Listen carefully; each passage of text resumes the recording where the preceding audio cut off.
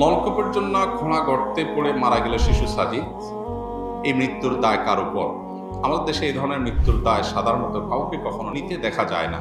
এর কারণ কি এবং প্রতিকার উপায় কি? ভাই আমার, আমরা সবাই কম বেশি জানি যে অত্যন্ত মর্মান্তক একটি ঘটনা গতকাল ঘটেছে, যে প্রায় 32 না 33 ঘন্টা যেন বেশ গভীর একটা গর্তের মধ্যে পড়ে একটা শিশু, ছোট বাচ্চা মানুষ, সে তিলে তিলে মারা গেছে এবং দমকল বাহিনীর লোকেরা, আমাদের ফায়ার সার্ভিসের লোকেরা তাকে উদ্ধার করেছেন এবং পরে ডাক্তার তাকে মৃত ঘোষণা করেছে।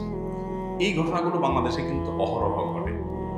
বেশ কিছুদিন আগে একজন হিন্দু ধর্মাবলম্বী কেউ একজন, সম্ভবত তিনি যাচ্ছেন কারোর বাসার ছাদ থেকে বা উপর থেকে টপ করে তার মাথার উপর তিনি জায়গা মারা গেছেন। এই যে মৃত্যুগুলো হয়, যার যায় সে বুঝে।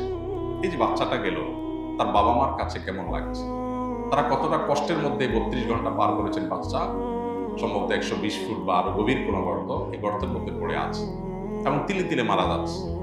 এই যে নির্মমতা, এটা কোনো সভ্য সমাজে গ্রহণযোগ্য হতে পারে না। ইসলাম বলে, প্রচলিত আইন বা মানুষের কমন সেন্সও বলে, মানুষের এই ধরনের মৃত্যুর দায় কাউকে না কাউকে নিতে হয়। এই গর্ত যিনি করেছেন, দায় তাকে নিতে হবে। সে কে সেটা বড় কথা না।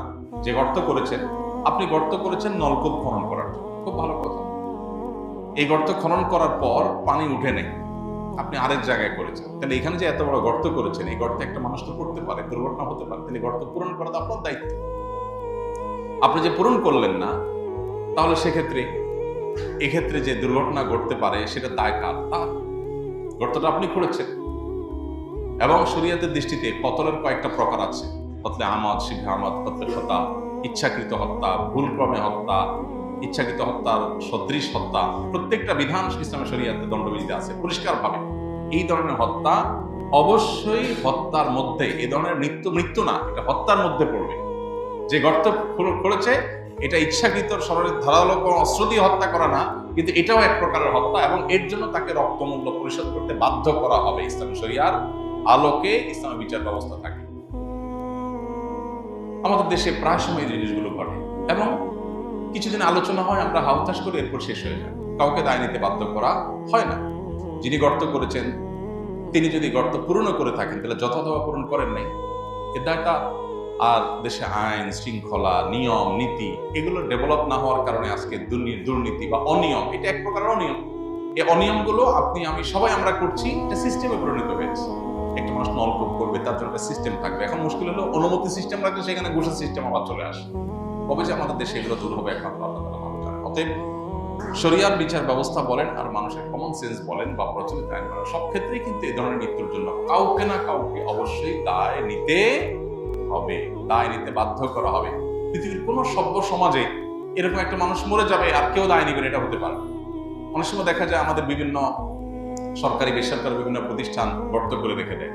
আপনি গর্ত করেছেন, গর্তের মুখে কিছু দেন, বেড়া দেন, সাইনবোর্ড লেখেন, সাইন দেন, সিগন্যাল দেন, আপনি কোনো কিছু করছেন না, তাহলে এখানে যেই বিপদ হবে সেই বিপদের দায় আপনাকে নিতে হবে। এবং এই দায় নিতে বাধ্য করার কালচার প্রতিষ্ঠিত না হলে এগুলো থামবে না। আজকে বাচ্চা মারাইছে, কালকে আপনারটা মারা যাবে, পরশু হয়তো আপনি এটা মুখোমুখি হবেন। আমরা দোয়া করি এই বাচ্চার শোক সন্তপ্ত পরিবারকে, তার বাবা মাকে আল্লাহ তাআলা সান্ত্বনা নসিব করুন। তারা যে সন্তান হারিয়েছেন তার চাইতে ভালো উত্তম বিকল্প দিয়ে আল্লাহ তাআলা তাদের অন্তরটাকে অন্তত সান্ত্বনা এবং অন্তরটাকে জোড়াবার তৌফিক দান করুন। এবং সেই সাথে আমাদের দেশে যে অনাচার, এই যে সিস্টেমহীনতা, 50টি বছর পার হয়ে যাওয়ার পরে একটা দেশে এই মিনিমাম সিস্টেমটা যারা ডেভেলপ করতে পারে নাই, তাদের লজ্জা হওয়া উচিত, তাদের লজ্জা হওয়া উচিত। টাকা নাই, পয়সা নাই, অন্যান্য দেশের মতো স্বর্ণের খনি নাই, তেলের খনি নাই, বুঝলাম, কিন্তু সিস্টেমটা ডেভেলপ করার জন্য তো স্বর্ণের খনির প্রয়োজন হয়। এতটুকু প্রয়োজন পর্যন্ত আমাদের দেশে পূরণ হয় নাই। এখনো আফ্রিকার অনেক অনুন্নত দেশের মতো চলছে আমাদের দেশ, অথচ উন্নতির ফুলঝুড়ি আমাদের নেতাদের মুখে অনবরত ফুটতে থাকে। এটা কখনো গ্রহণযোগ্য হতে পারে না। আমরা দোয়া করি আল্লাহ তাআলা আমাদেরকে এই সিস্টেম থেকে বেরিয়ে আসার তৌফিক দান করুন। আমি ফজর ও মাগরিবের সালাতের পর 3 বার সূরা ইখলাস, 3 বার সূরা ফালাক, 3 বার সূরা নাস পড়ি, অর্থাৎ 3 গুণ 3 = 9 বার। আমার কন্যাকে ফু দেই এবং স্ত্রীকে ফু দেই, তারপর আমার হাতে ফু দিয়ে শরীর মোছন করি। মহোদয়ের নিকট আমার প্রশ্ন হলো, এটা কি হবে 3 জনের জন্য 9 বার নাকি 27 বার করতে হবে? খুব দরকারি প্রশ্ন ভাই।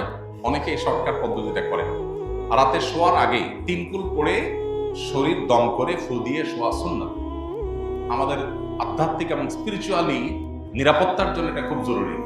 মানুষ যখন ঘুমায় শয়তানের প্রভাব মানুষের মধ্যে পড়ে এবং অনেক সেহের মানুষের ভেতরে প্রবেশ করে শয়তানের মাধ্যমে ঘুমের, এবং ঘুমের স্বপ্নে অনেক কিছু মানুষ খায় যার মাধ্যমে সেহের মানুষকে করানো হয়। এরকম আরো অনেক ধরনের অনাচার এই সমস্ত ক্ষেত্রে হতে পারে। এছাড়াও আরো বিভিন্ন ধরনের ক্ষতি থেকে বাঁচার জন্য নবী সাল্লাল্লাহু আলাইহি ওয়াসাল্লামের যে আমলগুলো আছে এর ভিতরে একটা হলো শোয়ার আগে বিছানায় গেছেন 3 বার সূরা ইখলাস পড়েন, 3 বার সূরা ফালাক পড়েন, 3 বার সূরা নাস পড়েন, করে হাতে ফু দিয়ে পুরো শরীরে সেটা মোছেন যেখানে যেখানে সম্ভব। এটা হলো সুন্নাত।